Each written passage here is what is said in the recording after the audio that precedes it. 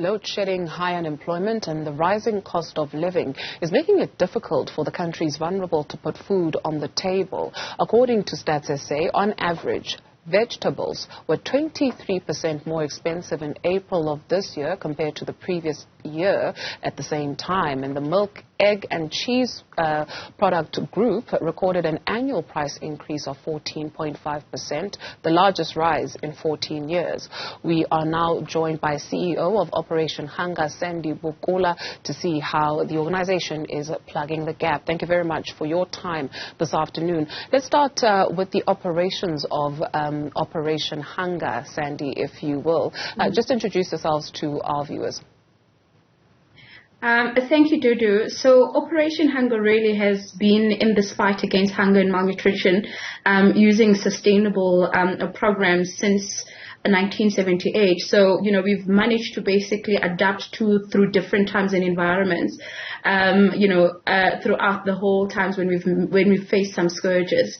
So I'll just take you to today, though. I think what has happened now since COVID-19, we have seen such a huge increase, of people requiring aid since COVID-19, and that number is really worrying because it hasn't really reduced. Instead, it's increasing, due to the economic turbulence at this point, and also obviously the long-lasting impacts of the COVID-19. Not to say, though, that we haven't seen a rising number in malnutrition and basically just in numbers of hunger before then. We've had, but I think what has happened during the COVID-19, the dysfunctions of our food systems in concurrent to the contemporary nutrition challenges, have just been more highlighted, and especially, the gaps between where the people are and how the policies and the agricultural resource works, as well as how the economy works, as well as the health system. So we've seen quite a, COVID-19 has really much, scourged a light on this, and basically that's what we're facing today. You mentioned that there's an increase in the number of people requiring aid. What kind of aid are people in need of? It's a variety. So what we're seeing, for example, is a number of new entrances just requiring of immediate aid. So just basically food on the table that specific day, or just basically a plate of hot food within our soup kitchens. And what we've seen very much is within the Eastern Cape, KZN, the Free State and the Northwest also, is that, within the school environment, because, the schools are providing for broad-based feeding, for mess feeding. However, there has been quite a huge inconsistencies in those. So in addition to the vulnerable families that we're dealing with, we're seeing a huge number of those children now knocking on our door that we're also having to basically deal with. When you take a look at the consumer price inflation for April, onions, a staple, up by 52.8%. Maize meal, a staple, up by 34.6%. Beetroot, good for iron, up by 11.5%. Spinach, mrojo, a staple, again, up by 5.4%. So when you speak of contemporary nutrition challenges, what does that mean when you take a look at the increase in prices of these basic items that especially children rely on for being fully developed as we understand it? I think it's really concerning because the number is really increasing on the number of children that are being impacted by stunting. And I think we are seeing the result of that within the education system because, of course, the cognitive development of children and the concentration of children require a sustainable diet. I think I just wanted to basically highlight a very important thing. Within the second quarter, we've done a measurement to just see the difference between the 2022 end of the average household food basket, and the increase has been by 516.40 cents, right? And if you're looking at just basically what people are able to attain as the most bought staples, right? So you see an increase of about 15.7% in terms of the food prices inflation.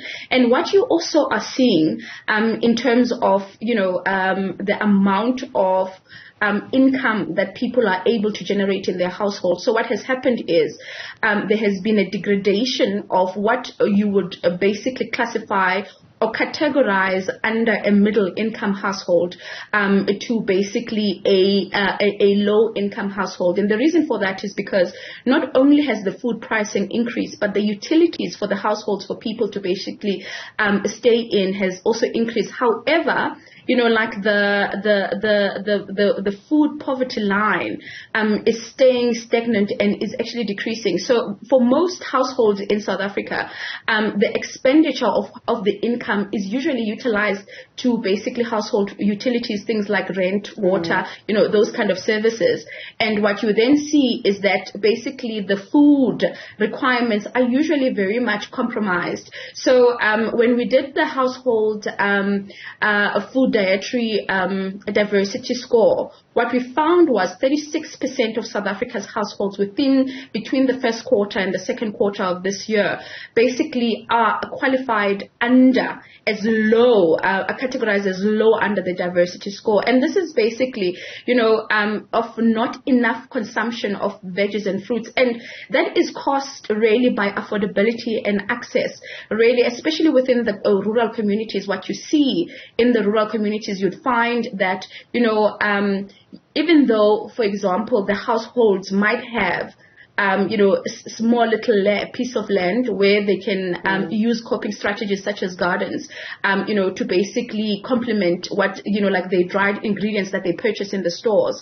What you find is we've been fighting a huge fight of a drought over the past few months. I think, between September as well as the first quarter of the year. And part of the reason for the increase in drought as well is due to load shedding as well, because some of the water treatment plants within those specific communities depend on electric pump stations. Do you see what I'm saying? So there isn't actually a regulation of water, and this impacts even on people that can actually complement their own, their own homes and basically provide coping strategies, because of course livestock suffer in this place, vegetables obviously suffer in this place. So then what happens is that each and every household then only depends on income, solely to have access to food. And you can only think about it. I mean, if you think about it, an average household of about 7 members at a home needs at least about 5,845 Rand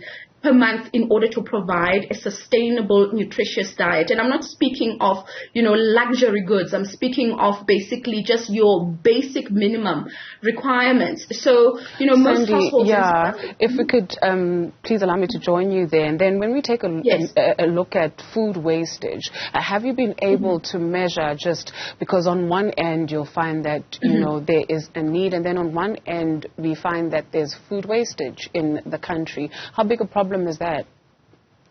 Luckily, especially within the urban areas, we've been able to work with food rescuers, where we're able to basically distribute the already used foods or the foods that are almost on preservation towards, like the vulnerable or people that are most in need, especially in areas like hospices, orphanage homes, people that are suffering with HIV and AIDS, just to ensure that there is basically supplementary towards what they are. But within the rural communities, because as rural communities not only suffer from infrastructural issues, but they suffer from they suffer from multidimensional poverty. So because the infrastructure is not so good.